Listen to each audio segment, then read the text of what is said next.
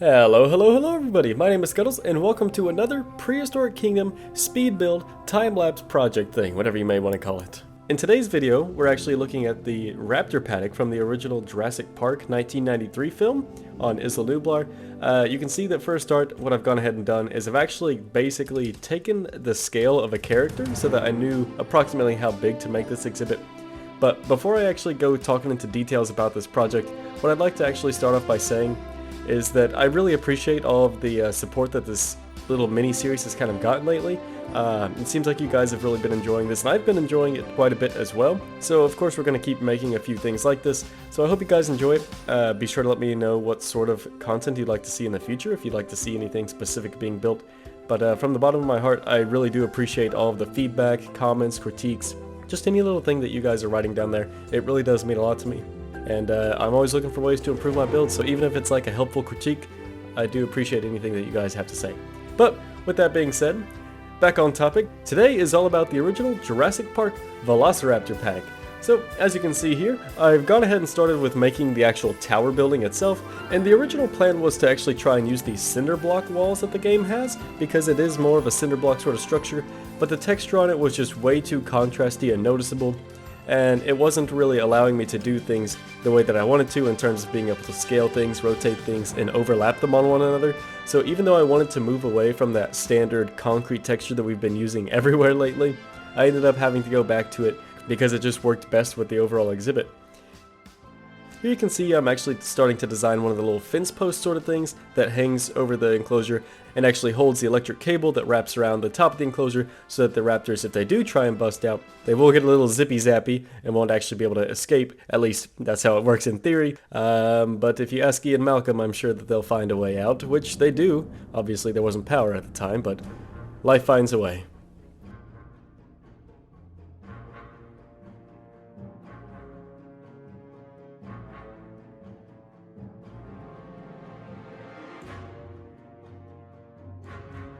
Anyways, once I'm happy with the overall shape that I make there, I go ahead and just lay those along the edge. It looked like in my reference image there was approximately 7 of them along the side, so that's what I went ahead and replicated. And then I got to work on constructing little details. So for a start, I made this little light bulb here, and now you can see I'm actually moving on to making the actual, I don't know what you would call this thing, but it's basically just the little coils. I'm assuming that they not only give electricity to the cable, but I'm assuming that these copper ring sort of things maybe like take away heat or something? I don't know, they look sort of like heat coils to me. I'm not really sure how electric fences work, and I'm not going to pretend that I do, but it is a little detail that I went ahead and designed and added onto this fence, just to go ahead and give it just that little bit of extra flair, and you know, just something extra to look at instead of just gray concrete being everywhere. And overall, I'm actually really happy with the way that it went, and once I got those all laid out, here you can see I've actually taken a rope and recolored it, scaled it down a little bit, and this gives the appearance of a cable, which you can see me stringing through these loops. And then once I have that all done, I'll just mirror it on over to the other side, as you can see right there.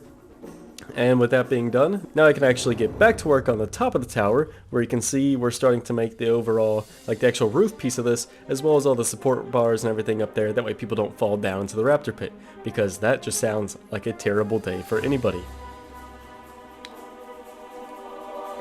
Nothing really too crazy going on here. You can just see I'm scaling around some black beams and everything like that in order to make this sort of fence railing, add a little roof on top. Now continuing on with that same sort of safety railing trend that we've got going on lately, you can see that here I'm starting to work on the actual outside safety railings that you see down below, where you walk on like the normal platform. We've got a little ring going around the electric fence to keep people from reaching over and touching it quite as easily. And with that being done, now we can actually move on to a staircase so that our workers can actually hop up onto this platform without having to climb up onto a giant concrete slab.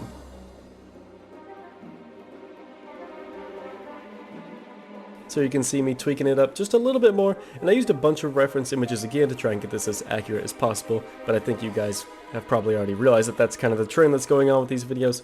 Either way, the original Jurassic Park velociraptor scene where they come in the movie was very helpful, as well as whenever we meet Robert Muldoon, or not when we meet Robert Muldoon, sorry, but whenever he actually introduces himself to Alan Grant and them. Obviously, we see him at the beginning of the movie, but whenever our main characters actually meet him, that's the scene I'm referring to.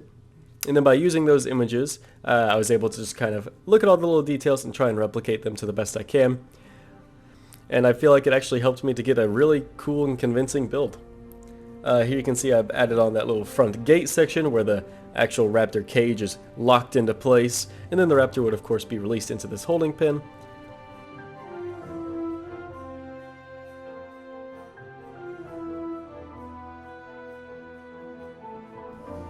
And now with that raptor gate enclosure thing all in place, here you can now see that I'm going in to add some smaller details. For starters, you can see that there I've gone ahead and done the little color coordinated light bulb that indicate if the cage is actually going to be locked into the enclosure so that it doesn't slide open, which, spoilers, it actually does do in the movie, so maybe those lights aren't the best indicators and we should get rid of those.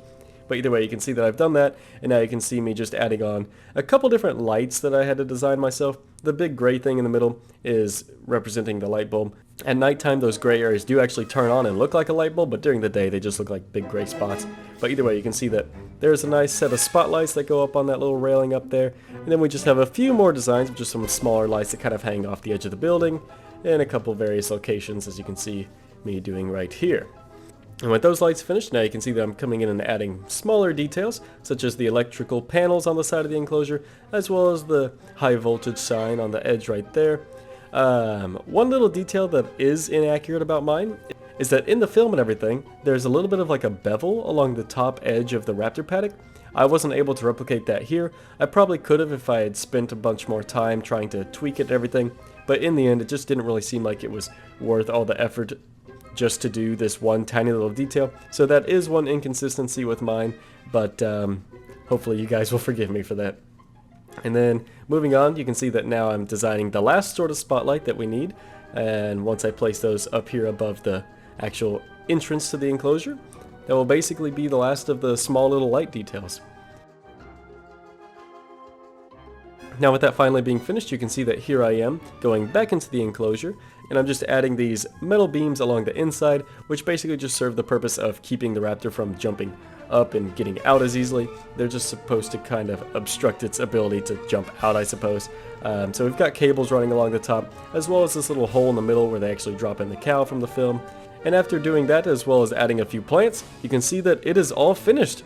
And now here are just a couple glory shots of it. I will leave you with this. Thank you so much for watching. I hope you enjoyed this one. Be sure to let me know what other things you'd like to see in the future. And until next time, I'll see you later. Bye-bye.